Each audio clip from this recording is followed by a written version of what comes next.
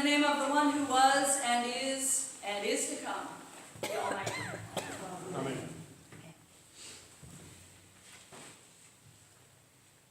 When I was in elementary school, there was this practice, and I sort of wonder if it's familiar to anybody else but me. Maybe it's a freakish thing.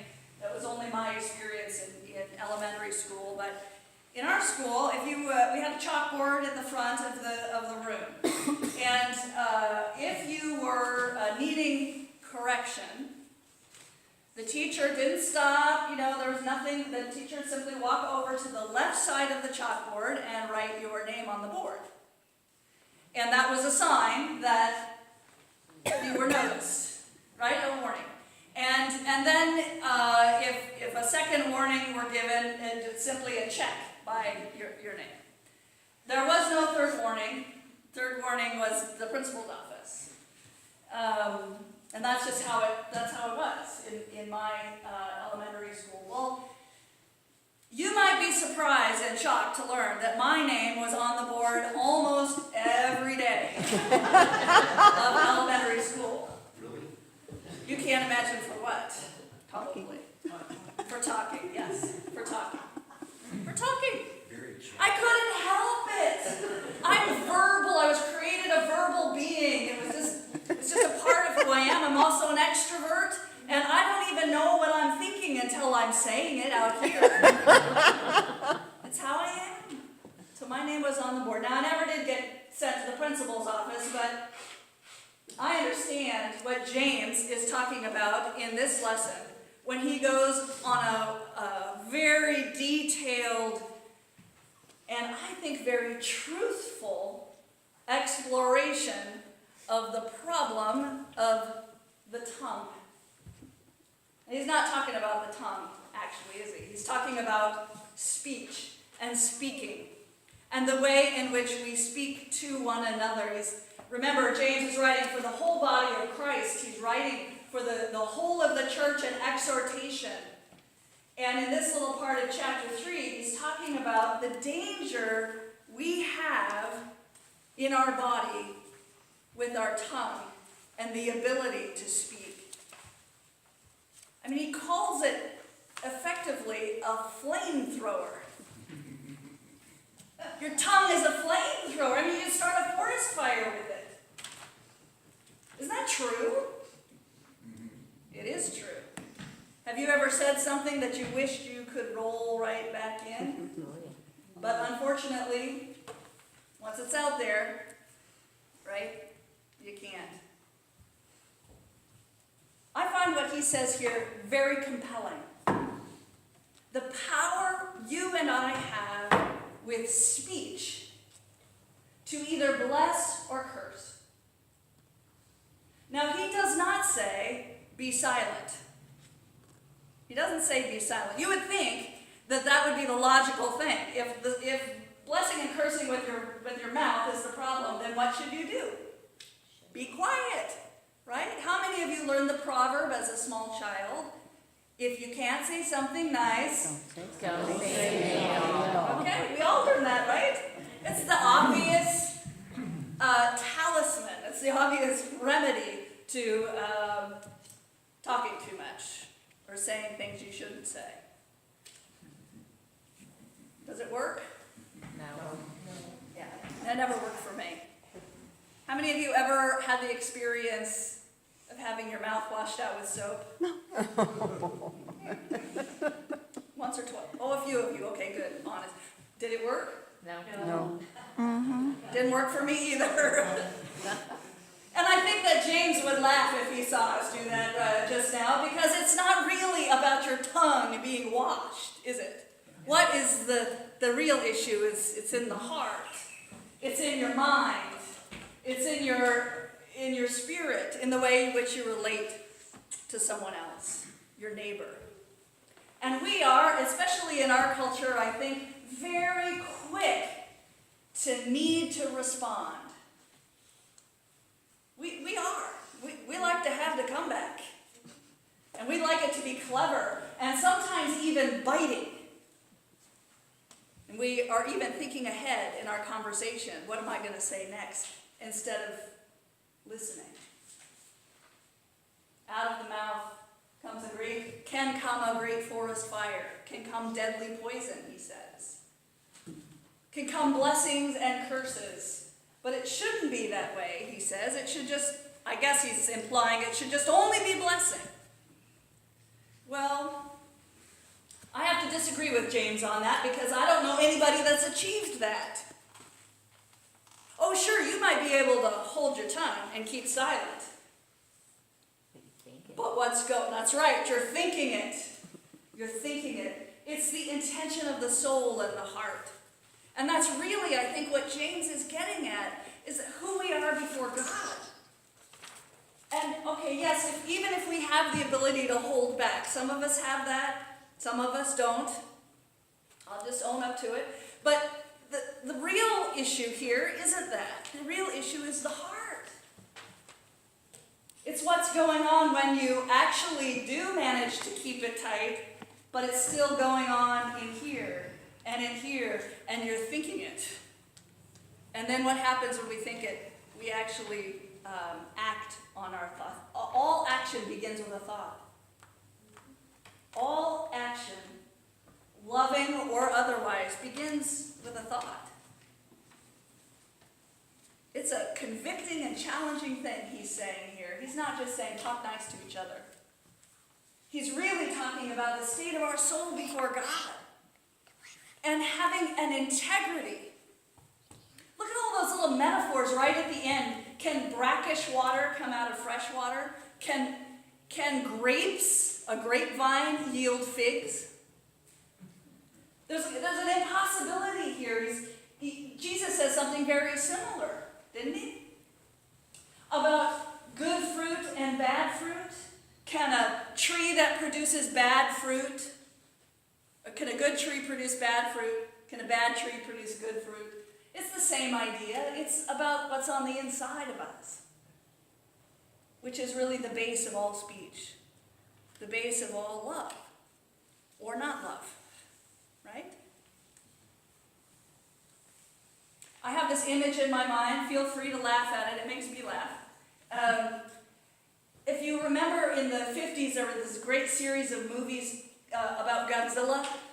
And Godzilla always, obviously didn't talk, but Godzilla always shot flames out of his mouth. So when I hear this verse, that your tongue can start a forest fire, I think of Godzilla, going around the streets of the city hollering in that kind of screamy voice that Godzilla has, and then fire letting loose. And what if that is kind of what James is talking about here? We can have a scorched earth life where we don't realize, we're not mindful of the way in which we sound to others. It might feel really good to us, but have you ever been the recipient of words that burn or that profoundly hurt? We all have. And we've all offered them. Even not necessarily intending for scorched earth. But there it is. I think there's something profoundly truthful in what James is saying.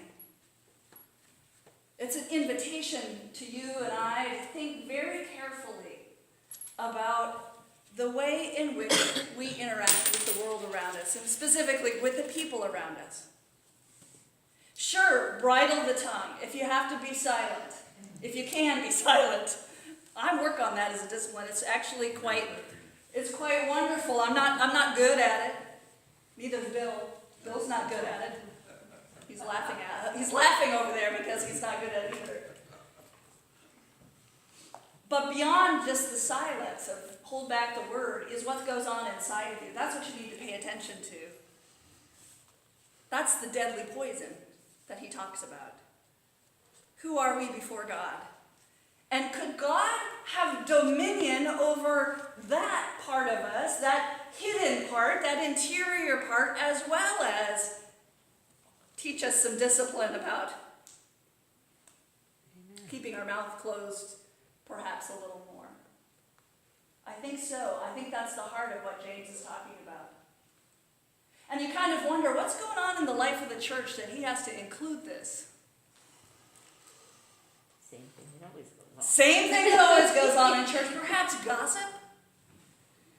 Perhaps people who have come to faith in Christ and they love God, but they're still working on the love your neighbor part.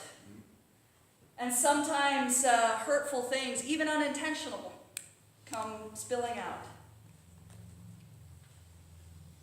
It's a call here in James to be mindful. Who am I? Am I a follower of Christ? Do my thoughts match my words? Can they? I think James says yes. Not only yes, but they ought to. And I think I do agree with that they ought to. But Lord have mercy. Christ have mercy. Lord have mercy. Thoughts and words and actions don't always match up. They don't match up with Christ, and they don't match up, period, with my intention. Think about that gospel passage just briefly. I think there's something profound here, because Peter, with good intentions, rebukes Jesus. He doesn't just talk to Jesus. The word is very clear. He rebukes Jesus. Takes him aside and schools him. You know, you're not going to get an audience if you keep talking doom and gloom. You keep telling people you're going to suffer and die. Nobody's going to follow you. You can't talk that way. That's not good marketing. That's not good evangelism.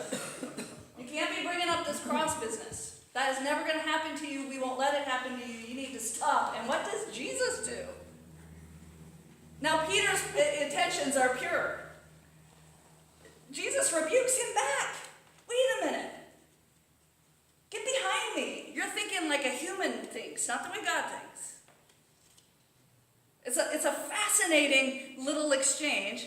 And Jesus has asked them, who do you say that I am? You are the Christ, you are the Messiah. Then he tells them not to talk, and then Jesus starts talking. It's a fascinating little pericope, and I don't want to go into it too much. But think about what's happening there. Peter's intentions are pure, and yet Jesus still has to have a difficult conversation with him. Please hear that. James, and I think the Gospels, sometimes we have to say things that are hard to hear. That is different than scorched earth policy. Sometimes a truth has to be spoken that might be challenging. It might be difficult to say and for someone to hear. The gospel text is a great example of that. James is not talking about that. He's talking about of being hurtful to one another. In the 8 o'clock service, I asked Zoe and Mike, who've been married 66 years, I think. I said, I just have a question for you. And they looked startled. I said, Zoe, do you know what to say to really hurt Mike? After all these years, do you know him well enough that you could say something right now that would really hurt him? And I said, Mike, do you know the same thing about Zoe? That you could, right now, you could say something that you know would just cut her to the quick. And they both laughed. We all kind of laughed. But it's really true. The longer you walk with someone, the deeper you love them, the tighter the relationship, the more the hurt can be. That's what James is talking about. Intentionally harming another person with your speech, with your heart. Saying, don't do that. That's not how we should be with each other. Love is more than that kind of viciousness. Be under the obedience of Christ. How many of you have done the assignment? 3, 4 of you. The assignment is to read the letter of James in its entirety. It's all right. You still have a few more weeks. There's only 5 chapters. You can do it. I have every confidence that you'll do it. But I have another assignment to add to it. The next assignment is this. Do a little inventory of your speech. Like, listen to yourself talking. At least once a day. And then do this little step to the side. Did I just say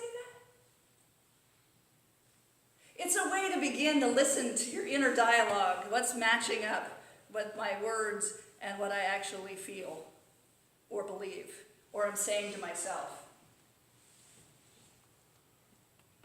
You'll find that perhaps there's a discrepancy. There often is.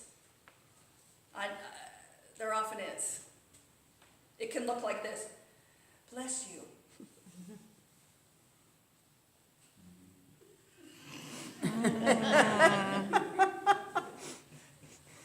Right?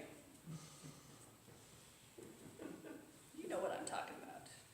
We all do this. We all do this. There isn't one human being alive that doesn't do this. But the question here is to think about that inner voice as much as the outer and bring them in to what we would understand to be an alignment with Christ, the heart of God, that seeks only the good, to believe only the good, to call out of someone else only the good. Ooh, wouldn't that make a difference in the world? Whew. Read James. Pay attention to your speech. And when necessary, be silent. Amen. Amen.